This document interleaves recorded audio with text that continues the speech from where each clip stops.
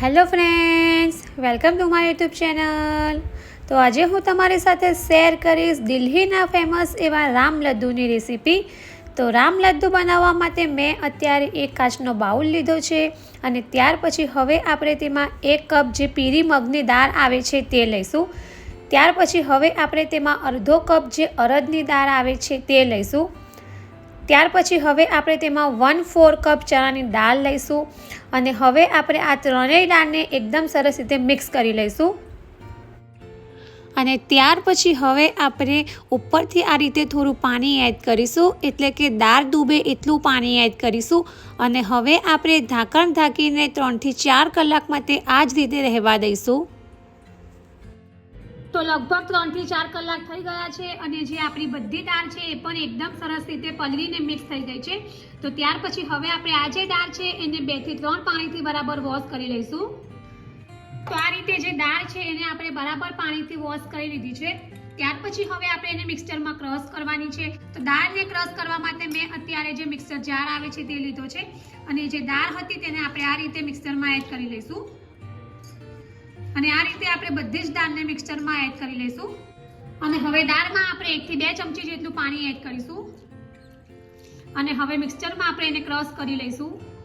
તો આ રીતે જે દાળ છે તે એકદમ સરસ રીતે ક્રશ થઈને રેડી થઈ ગઈ છે અને હવે આપણે એને એક બાઉલમાં બહાર કાઢી લઈશું અને બીજી દાળને પણ આપણે આ જ રીતે ક્રશ કરી લઈશું. તો આ રીતે જે દાળ છે એને આપણે અહીંયા જે કાચનો બાઉલ લીધો છે એમાં બહાર કાઢી લઈશું.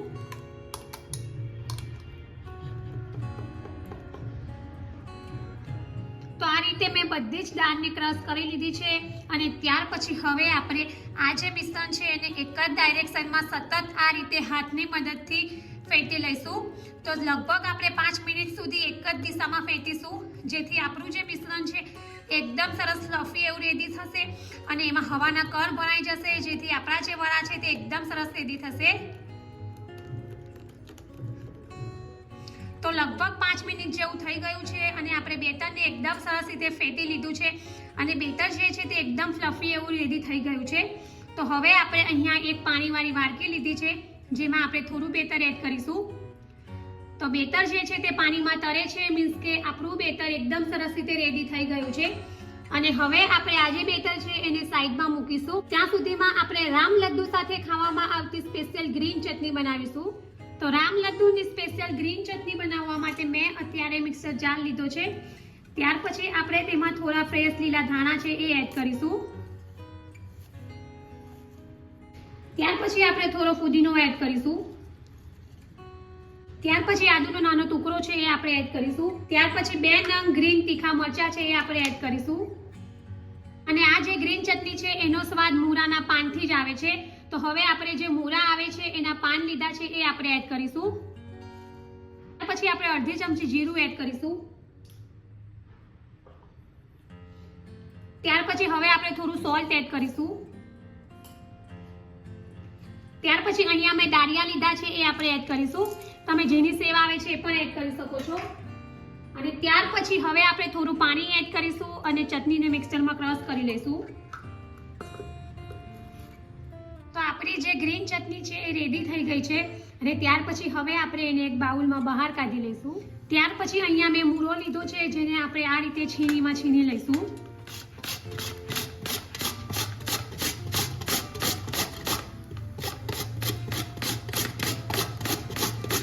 તો આ રીતે આપણે મૂળાનું છીણ રેડી કરી લીધું છે. ત્યાર પછી ઉપરથી આપણે થોડી કોથમીર એડ કરીશું અને બંને વસ્તુને એકદમ સરસ રીતે મિક્સ કરી લઈશું. ત્યાર પછી ઉપરથી થોડો સોલ્ટ એડ કરીશું અને હવે હાથની મદદથી આપણે આ રીતે મિક્સ કરી લઈશું. તો આ રીતે આપણું જે મૂળાનું છીણ છે એ રેડી થઈ ગયું છે. ત્યાર પછી હવે આપણે આગળની પ્રોસેસ કરીશું.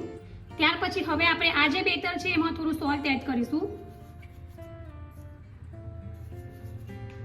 અને હવે આપણે જે આ મૂળાની ગ્રીન ચટણી રેડી કરી છે એમાંથી આપણે 1 ચમચી એડ કરીશું અને હવે હાથની મદદથી આપણે બધું બરાબર મિક્સ કરી લઈશું. તો આ રીતે મૂળાનો ટેસ્ટ પણ આ જે વડા છે એમાં આવશે.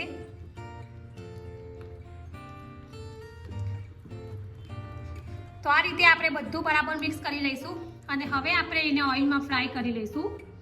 તો હવે અહીંયા મેં પહેલેથી જ ઓઇલને ગરમ કરવા માટે મૂકી દીધું હતું અને હવે આપણે આજે બેટર બનાવ્યું છે એમાંથી આ રીતે થોડુંક બેટર હાથમાં લઈશું અને આપણે ઓઇલમાં આ રીતે મૂકતા જઈશું.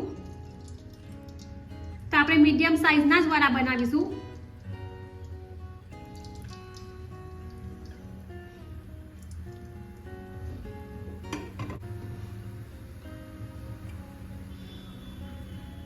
તો આ રીતે આપણા જે વડા છે એને આપણે બંને બાજુ ફ્રાય કરી લઈશું.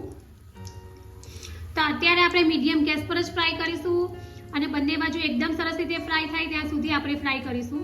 તો આ રીતે જોઈએ તો આપણા જે વડા છે તે એકદમ સરસ રીતે બંને બાજુથી ફ્રાય થઈને રેડી થઈ ગયા છે. તો હવે આપણે એને એક પ્લેટમાં બહાર કાઢી લઈશું અને બીજા બધા જે વડા છે એને પણ આપણે આ જ રીતે ફ્રાય કરી લઈશું.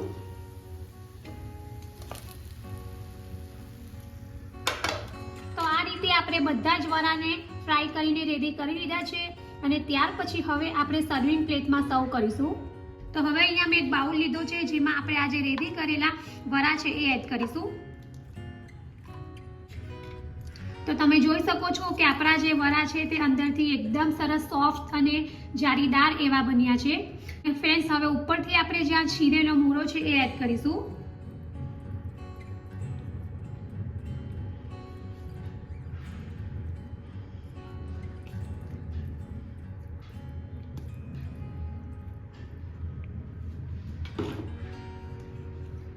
ત્યાર પછી આપણે જે મૂળાની ગ્રીન ચટણી બનાવી છે એ એડ કરીશું.